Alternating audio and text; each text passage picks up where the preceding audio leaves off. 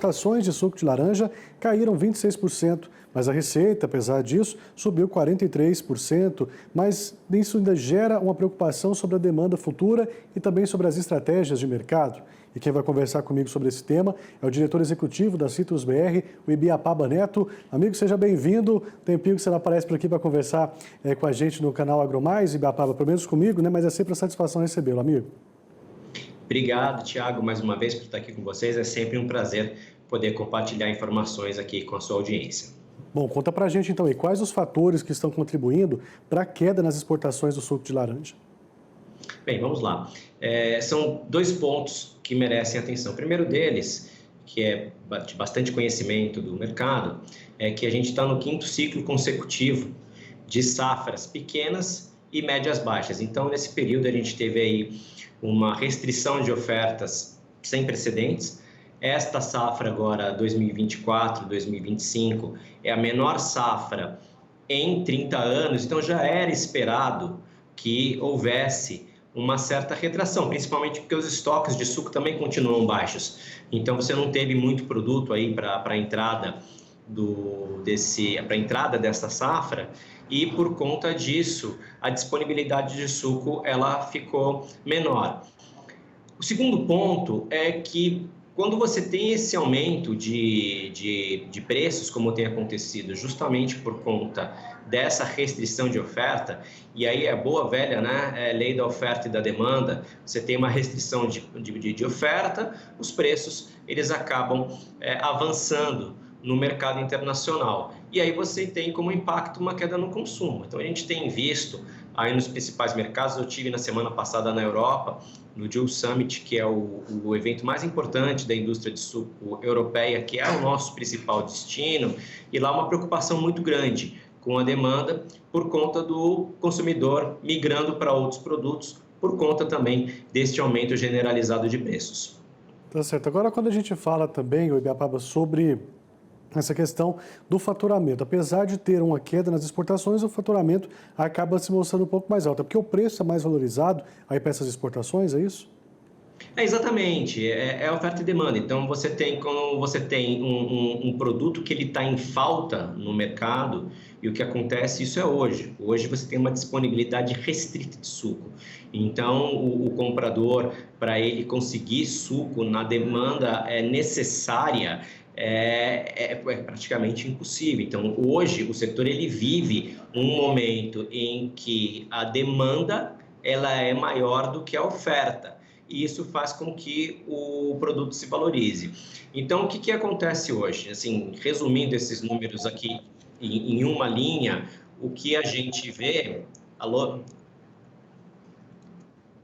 Deixa eu ver, amigo. Pode continuar, por gentileza. Tá, que deu uma cortada aqui, desculpa. O que a gente vê hoje é que a gente está exportando um volume 26% abaixo do período anterior, por 43% a mais em faturamento. Então, isso mostra o tamanho da valorização que aconteceu nesse período. Tá certo. Para nós finalizarmos, como as empresas exportadoras, os produtores também, podem se adaptar a essas mudanças na demanda do suco de laranja, hein? O que o produtor, principalmente, tem que ficar bastante esperto é que hoje a gente vive um momento em que a gente tem essa conjuntura em que você tem uma oferta que ela está muito abaixo da demanda e tem essa valorização.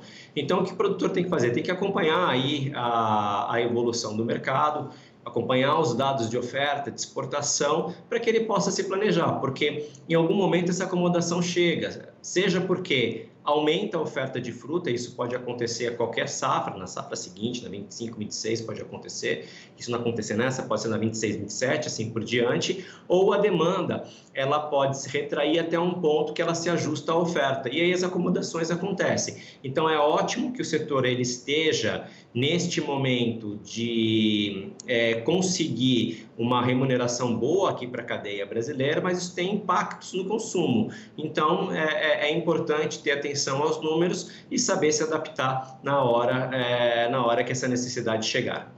Tá certo, amigo. Agradeço muito a sua participação aqui com a gente. Sempre muito bom falar contigo. Volte mais vezes. A gente torce para que esses números de exportações melhorem, claro, sem perder aí o rendimento financeiro, que isso também é importante para os nossos produtores. Grande abraço e até a próxima. Muito obrigado. E outra regulamentação que está em discussão lá no Senado Federal é do mercado de crédito de carbono aqui no Brasil. Quem está acompanhando essas discussões é o nosso repórter Leandro de Souza e vai atualizar para a gente agora. Leandro, boa tarde, seja bem-vindo, meu amigo. O que já foi discutido por aí hoje?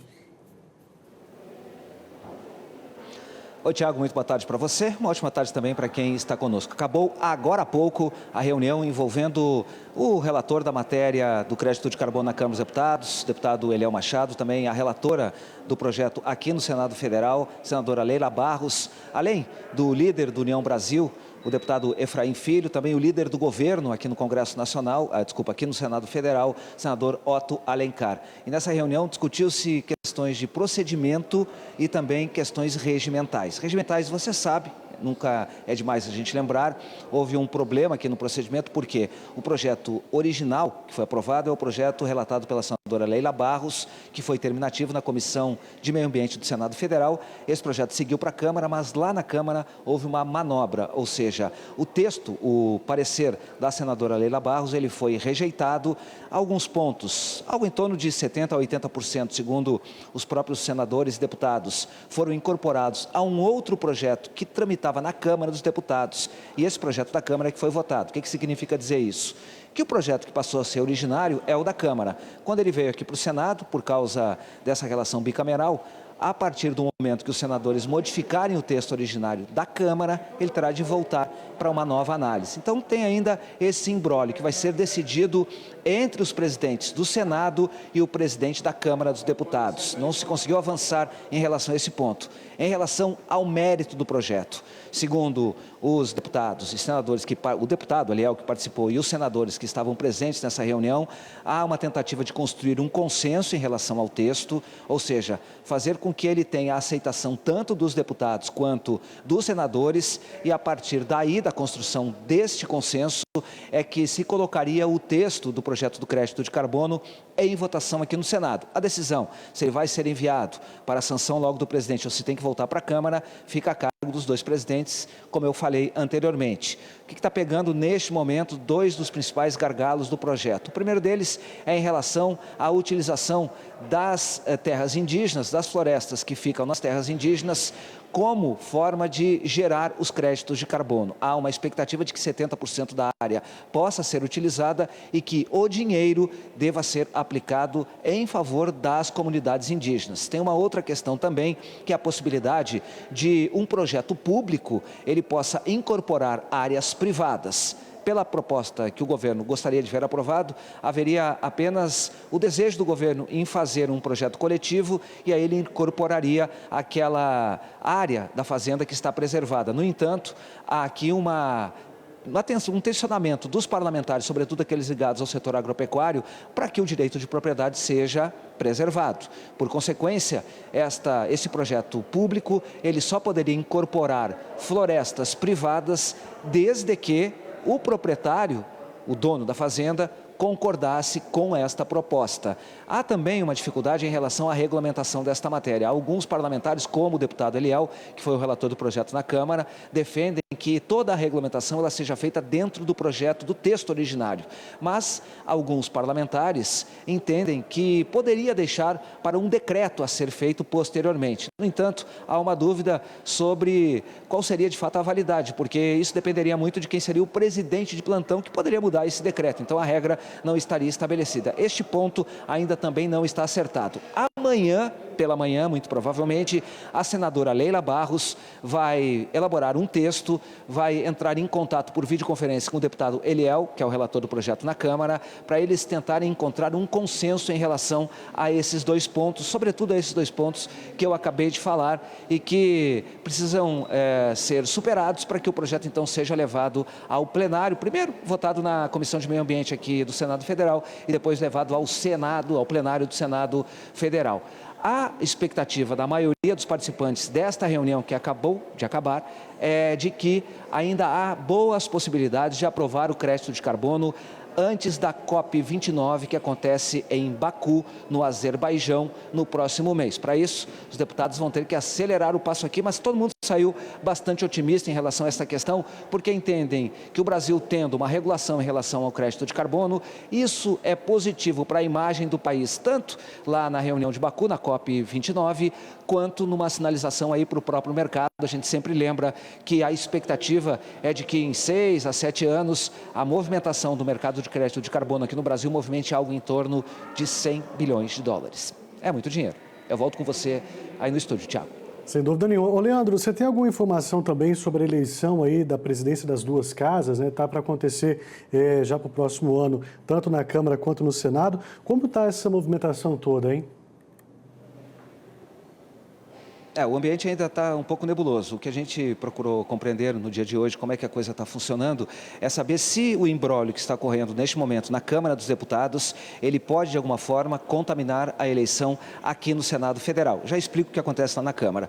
Aqui no Senado, a maioria dos líderes me diz que não há a possibilidade de contaminação do ambiente de disputa que existe neste momento na Câmara dos Deputados aqui no Senado. O próprio senador Efraim Filho, que já cumpriu 4 mandatos como deputado, e agora cumpre o mandato como senador, ele que conhece muito bem as duas casas parlamentares, disse que não tem a menor possibilidade, na compreensão dele, esta contaminação não deve existir e muito provavelmente o senador Davi Alcolumbre, que já presidiu o Senado Federal, antes dos dois mandatos do atual presidente Rodrigo Pacheco, primeiro no último mandato, nos últimos 2 anos da legislatura passada, e agora nos 2 primeiros anos. Então, Davi Alcolumbre ainda continua sendo o favorito para assumir ou para receber o apoio da maioria dos parlamentares, inclusive de forma consensual aqui no Senado. Na Câmara, a situação é bastante diferente. A princípio, o presidente da Câmara, o deputado Arthur Lira, ele apoiava e tentou construir um consenso em torno do nome do deputado Elmar Nascimento.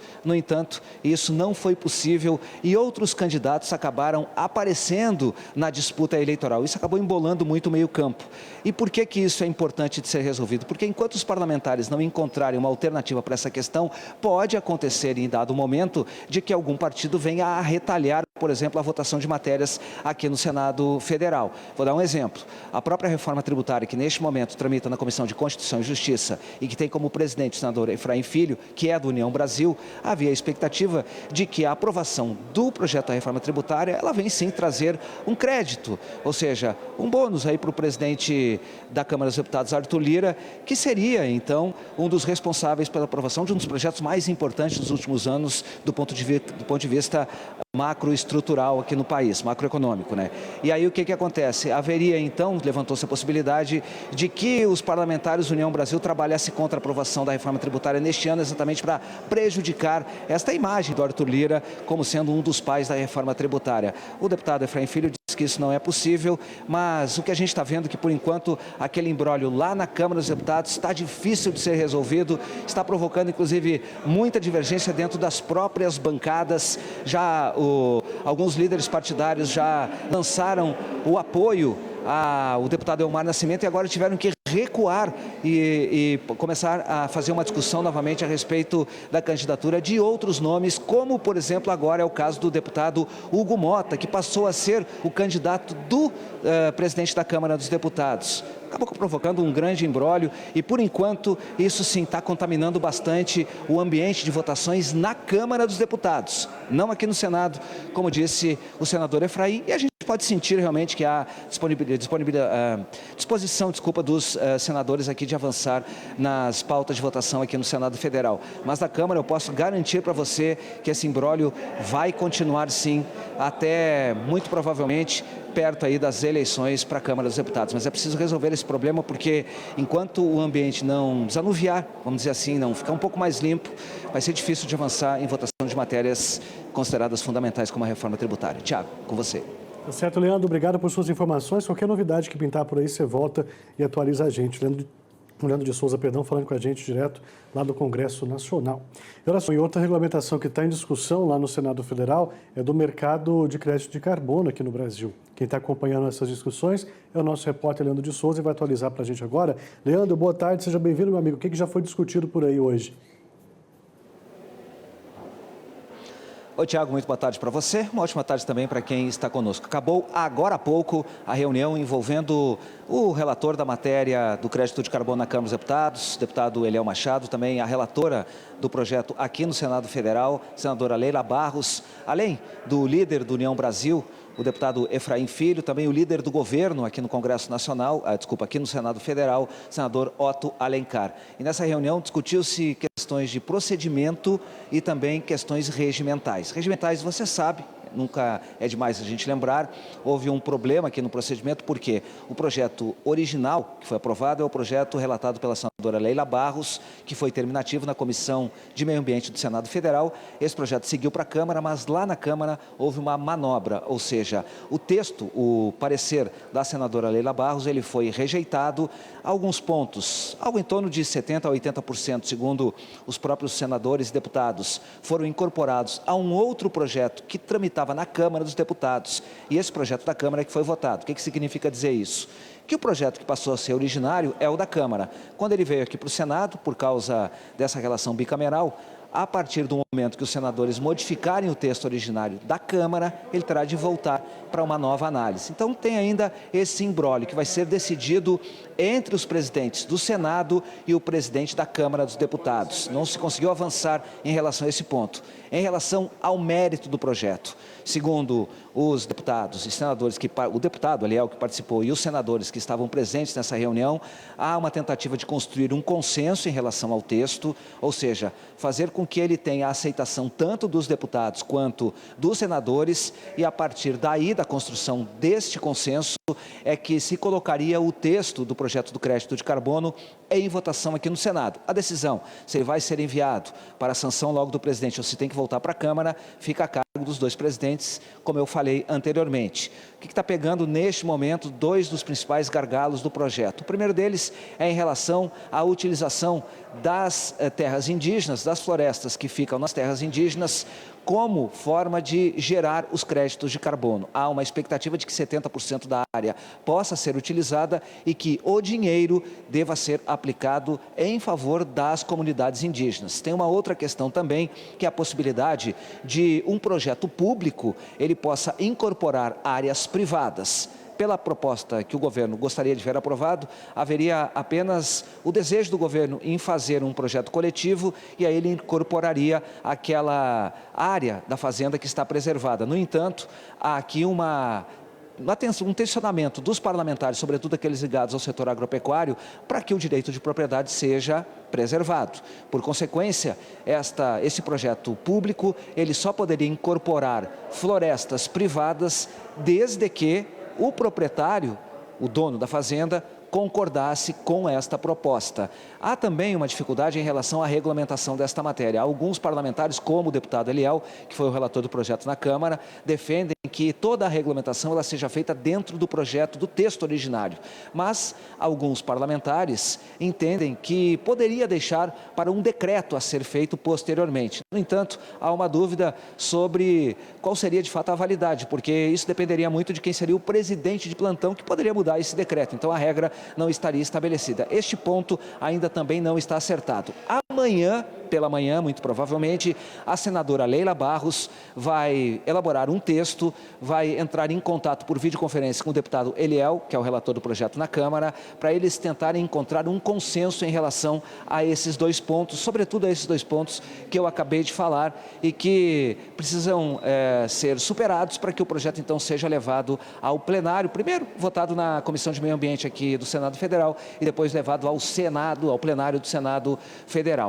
A expectativa da maioria dos participantes desta reunião que acabou de acabar é de que ainda há boas possibilidades de aprovar o crédito de carbono antes da COP29, que acontece em Baku, no Azerbaijão, no próximo mês. Para isso, os deputados vão ter que acelerar o passo aqui, mas todo mundo saiu bastante otimista em relação a essa questão, porque entendem que o Brasil tendo uma regulação em relação ao crédito de carbono, isso é positivo para a imagem do país, tanto lá na reunião de Baku, na COP29, quanto numa sinalização aí para o próprio mercado. A gente sempre lembra que a expectativa é de que em 6 a 7 anos a movimentação do mercado de crédito de carbono aqui no Brasil movimente algo em torno de 100 bilhões de dólares. É muito dinheiro. Eu volto com você aí no estúdio, Thiago. Sem dúvida nenhuma. Ô, Leandro, você tem alguma informação também sobre a eleição aí da presidência das duas casas, né? Tá para acontecer já para o próximo ano, tanto na Câmara quanto no Senado. Como está essa movimentação toda, hein? O ambiente ainda está um pouco nebuloso. O que a gente procurou compreender no dia de hoje, como é que a coisa está funcionando, é saber se o imbróglio que está ocorrendo neste momento na Câmara dos Deputados, ele pode, de alguma forma, contaminar a eleição aqui no Senado Federal. Já explico o que acontece lá na Câmara. Aqui no Senado, a maioria dos líderes me diz que não há a possibilidade de contaminação do ambiente de disputa que existe neste momento na Câmara dos Deputados aqui no Senado. O próprio senador Efraim Filho, que já cumpriu 4 mandatos como deputado, e agora cumpre o mandato como senador, ele que conhece muito bem as duas casas parlamentares, disse que não tem a menor possibilidade, na compreensão dele, esta contaminação não deve existir e muito provavelmente o senador Davi Alcolumbre, que já presidiu o Senado Federal, antes dos 2 mandatos do atual presidente Rodrigo Pacheco, primeiro no último mandato, nos últimos 2 anos da legislatura passada e agora nos 2 primeiros anos. Então, Davi Alcolumbre ainda continua sendo o favorito para assumir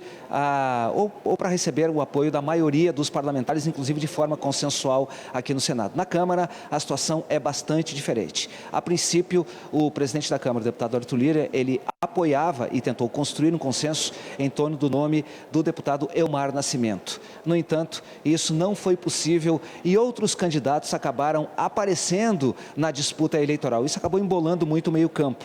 E por que isso é importante de ser resolvido? Porque enquanto os parlamentares não encontrarem uma alternativa para essa questão, pode acontecer em dado momento de que algum partido venha a retalhar, por exemplo, a votação de matérias aqui no Senado Federal. Vou dar um exemplo. A própria reforma tributária, que neste momento tramita na Comissão de Constituição e Justiça e que tem como presidente o senador Efraim Filho, que é do União Brasil, havia a expectativa de que a aprovação do projeto da reforma tributária, ela vem sim trazer um crédito, ou seja, um bônus aí para o presidente da Câmara dos Deputados, Arthur Lira, que seria então um dos responsáveis pela aprovação de um dos projetos mais importantes dos últimos anos do ponto de vista macroestrutural aqui no país, macroeconômico, né? E aí o que acontece? Haveria então, levantou-se a possibilidade de que os parlamentares da União Brasil trabalhassem contra a aprovação da reforma tributária neste ano, exatamente para prejudicar esta imagem do Arthur Lira como sendo um dos pais da reforma tributária. O deputado Efraim Filho diz que isso não é possível, mas o que a gente está vendo é que, por enquanto, aquele imbróglio lá na Câmara dos Deputados está difícil de ser resolvido, está provocando, inclusive, muita divergência dentro das próprias bancadas. Alguns líderes partidários já lançaram o apoio ao deputado Elmar Nascimento e agora tiveram que recuar e começar a fazer uma discussão novamente a respeito da candidatura de outros nomes, como, por exemplo, agora é o caso do deputado Hugo Mota, que passou a ser o candidato do presidente da Câmara dos Deputados. Acabou provocando um grande imbróglio e, por enquanto, isso sim está contaminando bastante o ambiente de votações na Câmara dos Deputados, não aqui no Senado, como disse o senador Efraim, e a gente pode sentir realmente que há disposição dos senadores aqui de avançar nas pautas de votação aqui no Senado Federal. Mas da Câmara eu posso garantir para você que esse imbróglio vai continuar sim, até muito provavelmente perto aí das eleições para a Câmara dos Deputados. Mas é preciso resolver esse problema porque enquanto o ambiente não desanuviar, vamos dizer assim, não ficar um pouco mais limpo, vai ser difícil de avançar em votação de matérias consideradas fundamentais como a reforma tributária. Tiago, com você. Tá certo, Leandro. Obrigado por suas informações. Qualquer novidade que pintar por aí, você volta e atualiza a gente. Leandro de Souza, falando com a gente direto lá do Congresso Nacional.